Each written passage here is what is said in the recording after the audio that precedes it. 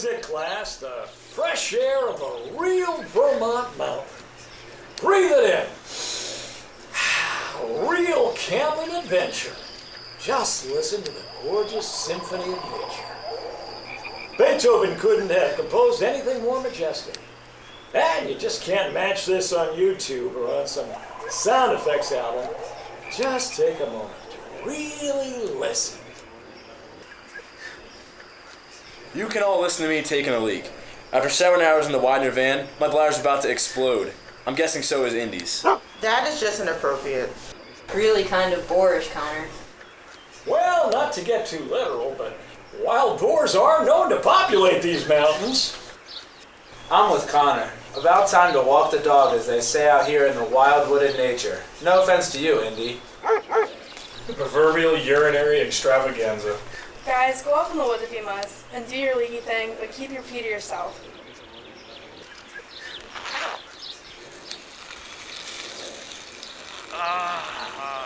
This is just too much. I'm about ready to graduate from college, and I have to come on this stupid outdoor adventure and listen to a bunch of Neanderthals talking about their bodily functions. If I had it my way, we'd all be back in bed or at some luxury hotel. Funny you should mention Neanderthals, Rose, because the term actually stems from a German pastor, Joachim Neander, from the 17th century. And Tal refers to the German word for valley. We are here in the mountains of Vermont, so you're actually a little off target. Oh, for crying out loud, the arrogance of this guy. First he drags us out to the middle of nowhere, and then he proceeds to give us a history lesson on Neanderthals. He's the Neanderthal. How old is Dwight anyway? About 90? I'm ready for a whiz myself. Oh, take it easy, Joey. Dwight's just so into his sounds that he wants us to learn to appreciate the nuanced auditory experiences he so treasures himself. I really think it's kind of admirable that he take us all the way up to Vermont to expose us to the beautiful sounds of the mountain. From my point of view, he can take his Vermont mountaintop and shove it where the air is not so fragrant. Shh, Eric, he might overhear you. Dwight can be very sensitive. Oh, who cares? Well that was bladder easing relief. Well, we're all glad you boys were able to relieve yourselves. Well, now that we're here, we might as well set up the tents and start a fire the way the pioneers would have done. I brought some flint and steel. Oh, he has got to be kidding. Tents, flint and steel? We're staying in cabins, right? Dwight, you're joking. Where are the cabins? Cabins block nature's sounds. So I'm sleeping under the stars to hear every bit of nature's concert. But there are tents for the more squeamish. Oh no, this has got to be some kind of New England nightmare. I'm a Philly girl. I don't sleep in tents. Roughing it for me is turning up the number on my Select Comfort mattress. Let's go! Grab the tents! We want to be prepared in case there's rain or unexpected visitors! He had better be kidding. If I see anything that's not walking on two legs, except for Indy, of course, I will absolutely freak out. Oh, come on. I ain't a Boy Scout. Well, I was, but I do agree. This does kind of suck. Come on, guys. Be nice. Dwight's gone to a lot of trouble to put this trip together. Don't rain on his parade. Let's get the tents. It can be fun. Well, I'm not sick of being tents, and I never read anything about tents on the radio production syllabus. What the heck is he doing now? I think he's actually trying to start a fire. Doesn't anyone have matches or a lighter? I think there's a little romantic adventure to it all. Give it a chance, guys. What are the odds he even gets that thing to light? About 0 out of 0. I say we hijack the van and head back to New York for some real fun in the Big Apple. Now you're talking, Joey. Give my freaking regards to Broadway and tell him I will soon be there. We can call it a hijack, but I say we put together a full-blown mutiny. Can anyone figure out a way to grab the van keys, and let's hightail it out of here? By George, I think he's got it. Dwight has the fire started with just flint and steel.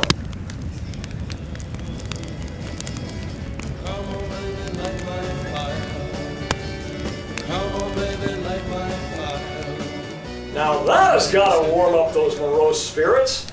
But we're going to need a bit more fuel. Let's go collect some firewood. Firewood gathering? Now that sounds like a fine time indeed.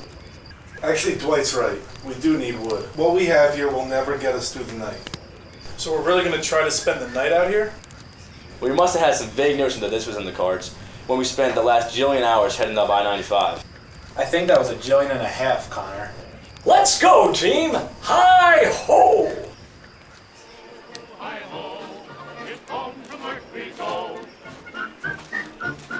Oh, come on. I'm so tired my eyelids are just about in my shoes. But I am getting cold. So, we're back on the frickin' trail? That's the spirit! This land is your land.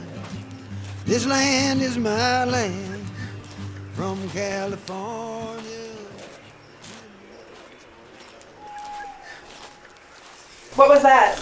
That was just an owl, silly. Dwight knows what he's doing. I know the owl sound, but what was the other sound? I'm getting scared. What the heck is that? Well, this is getting a bit freaky. Not only is Dwight an ancient Neanderthal, but now he takes us out in the woods where he's likely to pull out some gear and butcher us all and leave our remains in this old shack.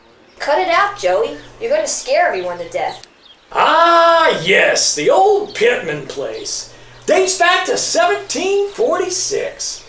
A Vermont legend has it that a young couple, William and Sarah Pittman, built this cabin and raised pet chinchillas here. But the bandits came and stole all the chinchillas for their prize fur. The bandits sold the chinchillas, leaving the young couple destitute. Pittmans were forced to leave this place and the bandits tried to live here. But the wrath of the chinchilla ghosts plagued the bandits with such bad dreams that they eventually left the cabin and it's never been safe for human or chinchilla again. Wait, what's that sound? Can you hear it? I think I can. What is it? Think it's the sound of baby chinchillas ready to devour some human flesh. That's enough, Zaph. You're scaring the rest of us to bits. It's starting to get dark. Dwight, do you think we have enough wood? I'm starting to wear out. Indeed. Let's head back and get those tents up.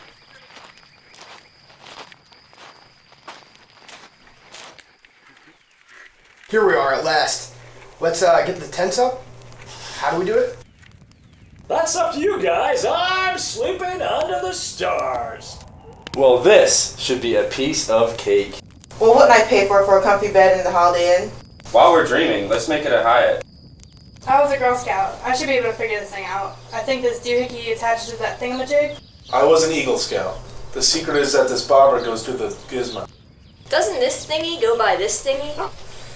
Come on, guys. Some of us are almost college graduates. We should be able to figure this one out. Oh, I say we give up and join Dwight under the stars. I'm tired. Me too. That's the spirit. Just happened to have the old mandolin with a tune that might fit it.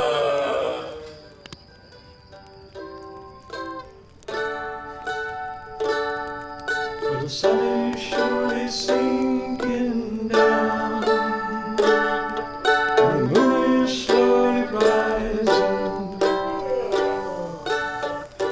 This old world must still be spinning round.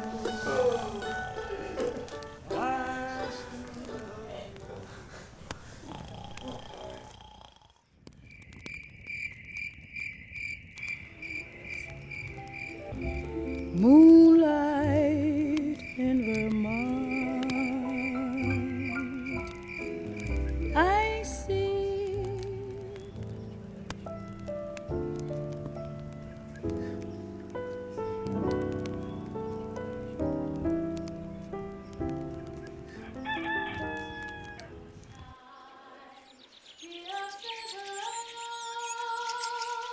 You twinkle above us, we twinkle below.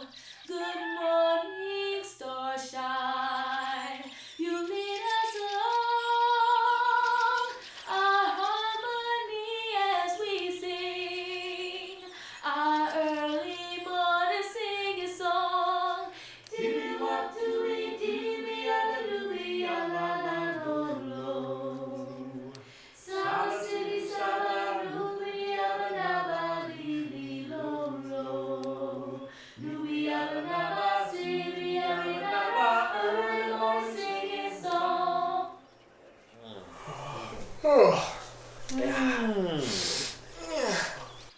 You know, this does feel like a good morning. I've got to admit, I feel pretty good too.